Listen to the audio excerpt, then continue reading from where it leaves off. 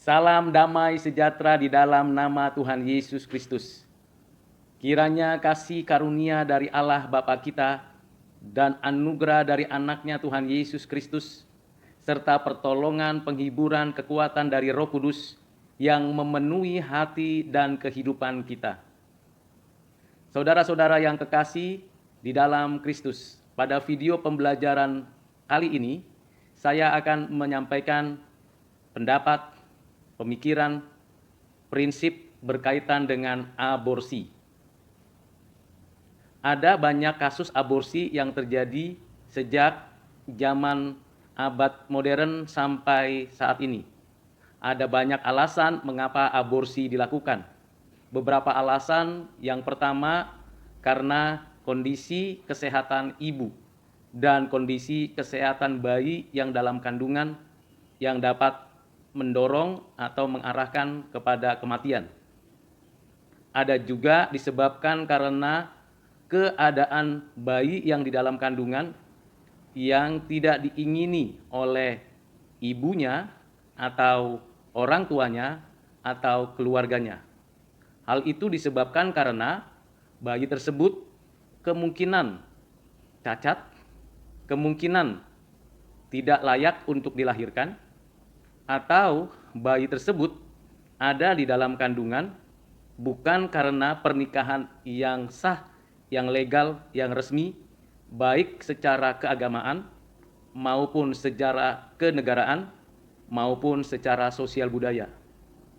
Ada juga alasan yang menyebabkan seseorang ibu melakukan aborsi, yaitu karena kondisi sosial ekonomi di mana sudah begitu banyak anak, tetapi kecukupan untuk kebutuhan hidup sehari-hari tidak dapat dipenuhi.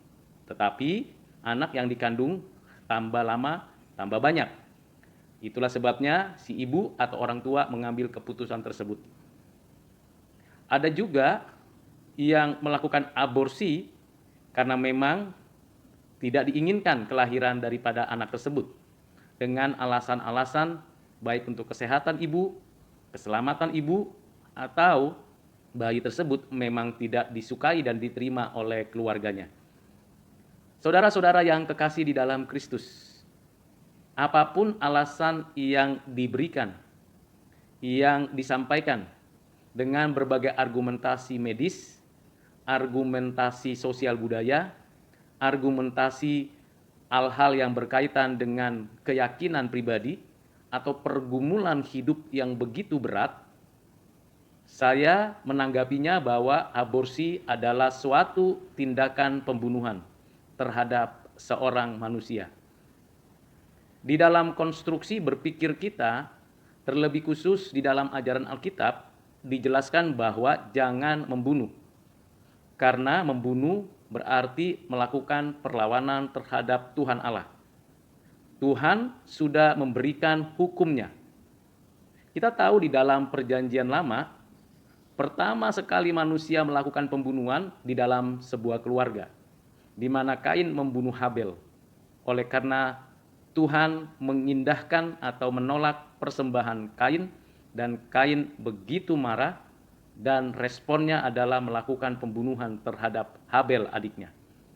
Namun pembunuhan tersebut pada Habel yang sudah dewasa, yang sudah kelihatan ada dan hadir dalam kehidupan keluarga Adam dan Hawa. Dan kita tidak dapat melihat secara menyeluruh atau kasus per kasus yang berkaitan dengan adanya aborsi di dalam status kondisi yang ada di dalam kisah-kisah Alkitab. Namun ada prinsip yang penting yang perlu saudara dan saya pahami, bahwa terjadinya konsepsi di dalam rahim seorang ibu, di mana sel sperma berjumpa dengan sel telur di dalam rahim dan terbentuklah satu benih untuk dikembangkan dan menjadi embrio, menjadi janin, menjadi bayi.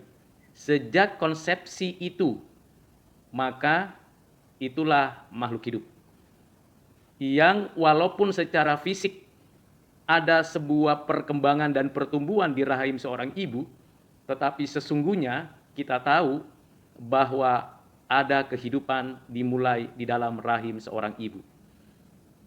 Dengan demikian kita menyadari kalau ada orang, entah ibunya, entah orang lain yang berusaha mematikan perkembangan, pertumbuhan, kehidupan dari bayi tersebut, maka dia sedang melakukan pembunuhan atau rencana pembunuhan terhadap bayi tersebut, terhadap manusia itu sendiri.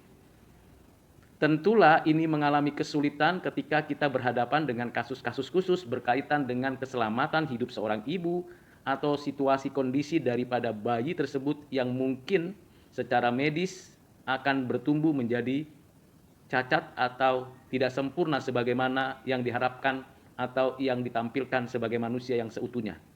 Namun tetap bayi yang dalam kandungan tersebut adalah gambar rupa Allah, ciptaan Allah pribadi yang sungguh-sungguh ada dan tidak bisa tidak ada oleh karena kemampuan manusia. Ingat bahwa segala sesuatu ada oleh karena Allah yang menyatakannya itu ada. Dan tentulah kita harus bijak dan berani mengambil tindakan dan sikap yang tegas bahwa orang percaya tidak boleh melakukan tindakan aborsi dengan alasan apapun. Sulit, sukar, bahkan beribu alasan bisa disampaikan, tetapi yang memiliki hidup dan kehidupan adalah Allah itu sendiri. Kita tidak berhak melakukan tindakan yang jahat, yang tidak berkenan di hati Tuhan. Bagaimana kalau sudah dilakukan satu rencana atau tindakan untuk aborsi, tetapi anak tersebut pada akhirnya tetap dipelihara, dijaga, dan tidak terjadi kecelakaan sama sekali, lalu bertumbuh besar di dalam rahim dan pada waktunya dilahirkan oleh ibu tersebut.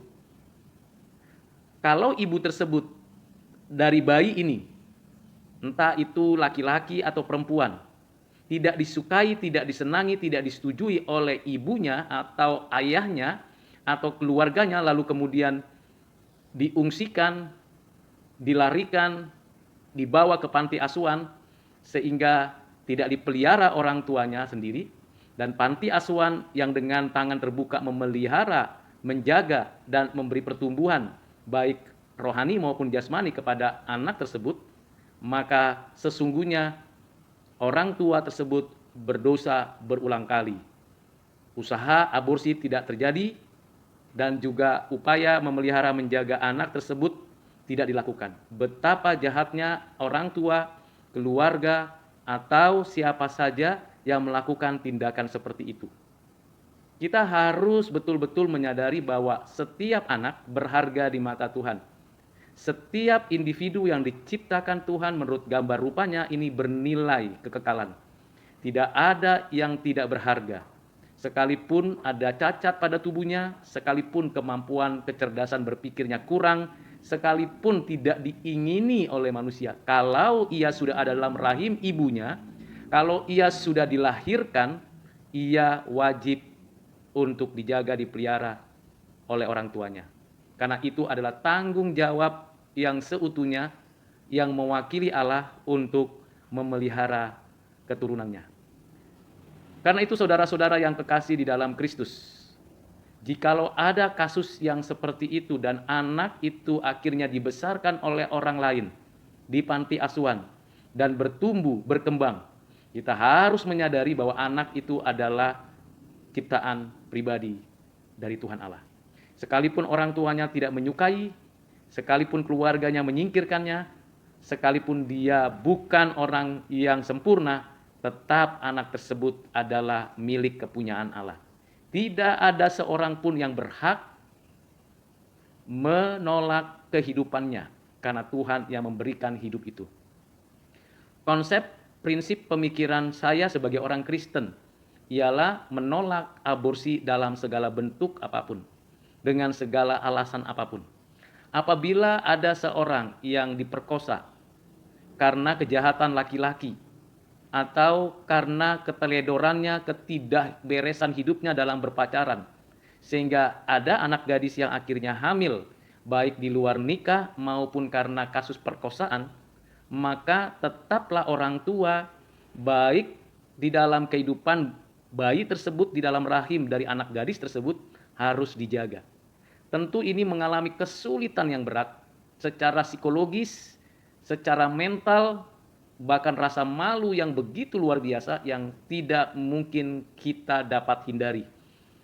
Tetapi kita tahu bahwa ada makhluk hidup yang diciptakan Tuhan dalam rahim perempuan itu, maka saudara dan saya harus memiliki satu sikap yang jelas dan tegas.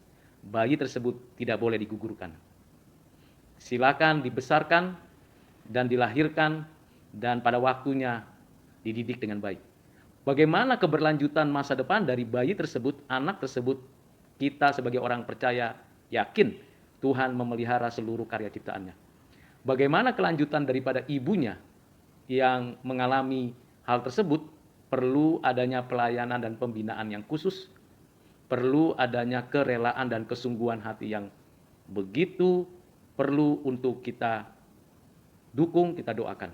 Bagaimana dengan kondisi orang tua dari gadis tersebut? Tentu di sini perlu adanya kedewasaan rohani. Sulit, sukar sekali, tidak mudah menghadapi dan mengatasi hal tersebut. Tetapi aborsi bukanlah jalan keluar. Aborsi bukanlah tindakan yang benar. Apabila mungkin, maka diadopsi menjadi anak dari keluarganya, atau dengan terpaksa diserahkan kepada panti asuhan, atau orang-orang yang khusus melayani anak-anak yang dibuang oleh orang tuanya, atau yang tidak diinginkan oleh orang tuanya. Nah, di sini kita perlu sungguh-sungguh memantapkan hati dengan sikap yang benar bahwa bayi tersebut, anak tersebut adalah ciptaan pribadi dari Allah yang Maha Kudus, Maha Kuasa. Saudara-saudara yang kekasih di dalam Kristus, bagaimana kehidupan dan keberlanjutan anak-anak yang pernah tadinya mau diaborsi dan terus menjalankan kehidupannya? Maka kalau ada seperti itu, orang tua yang sudah bertobat, yang sudah kembali memiliki hubungan baik dengan Tuhan Allah, harus jujur memberikan penjelasan, cerita, kisah, lalu bersegera berdamai dengan anak tersebut dan bersama-sama menyatakan permohonan kepada Allah untuk boleh kembali dipulihkan hubungannya dengan orang tuanya, dengan dirinya, dengan keluarganya. Tentu proses daripada pembaharuan di dalam diri anak tersebut, orang tuanya memerlukan kekuatan dan pertolongan hanya dari Tuhan oleh pekerjaan Roh Kudus. Kita tidak bisa mengandalkan kekuatan kita untuk memulihkan kondisi kejiwaan dari anak yang pernah mau diaborsi oleh orang tuanya. Kita harus berserah kepada Tuhan Allah. Selain itu, kita harus menyadari juga bahwa tindakan aborsi merupakan tindakan yang kejam. Karena bayi tersebut atau anak yang dalam kandungan tersebut tidak dapat berbuat apa-apa dan sangat dalam keadaan tidak berdaya di dalam rahim ibunya. Ada banyak usaha yang dilakukan, ada banyak orang yang memanfaatkan situasi dan kondisi ibu yang mengandung untuk diaborsi. Tetapi semua pekerja-pekerja medis atau orang-orang yang melakukan tindakan aborsi tersebut harus bertobat, kembali kepada kebenaran Tuhan Allah. Tidak ada hak manusia untuk mengambil nyawa sesama manusia. Mari pikirkan sejenak hal tersebut. Hal yang penting dan perlu kita renungkan. Inilah sikap dan tindakan kita yang jelas. Kita harus memberikan nasihat, memberikan tuntunan, memberikan bimbingan, dan memberikan resolusi yang baik supaya keluarga demi keluarga memiliki tanggung jawab terhadap anaknya, terhadap karya Tuhan di dalam keluarganya. Kiranya sikap dan pendapat pemikiran saya ini dapat menjadi perenungan bagi saudara-saudara sekalian. Tuhan Yesus memberkati kita. Mari kita berdoa. Bapa di surga, di dalam nama Tuhan Yesus, kami tahu tidak boleh kami melakukan pembunuhan. termasuk diantaranya melakukan tindakan aborsi dengan alasan apapun. Tentu sulit dan sukar ketika berhadapan dengan situasi yang dapat merenggut nyawa ibunya atau yang mungkin mempermalukan keluarganya. Tetapi kehendak-Mu adalah supaya setiap orang tidak binasa, supaya setiap orang hidup di dalam kebenaran dan kasih karunia-Mu. Ya Tuhan, Engkau berkati setiap keluarga yang mengalami pergumulan, kesulitan di dalam menghadapi situasi kehamilan atau kehidupan yang ada di dalam rahim seorang ibu. Engkau berkati, Engkau sertai, Engkau berikan jalan keluar yang terbaik. Kami memohon belas kasihan-Mu. Kiranya Tuhan menolong. Terima kasih Bapa. Dalam nama Tuhan Yesus kami berdoa. Amin. Silakan Ibu Bapak memberikan komentar melalui chat yang ada di dalam video ini, dan Tuhan Yesus memberkati dan menyertai. Amin.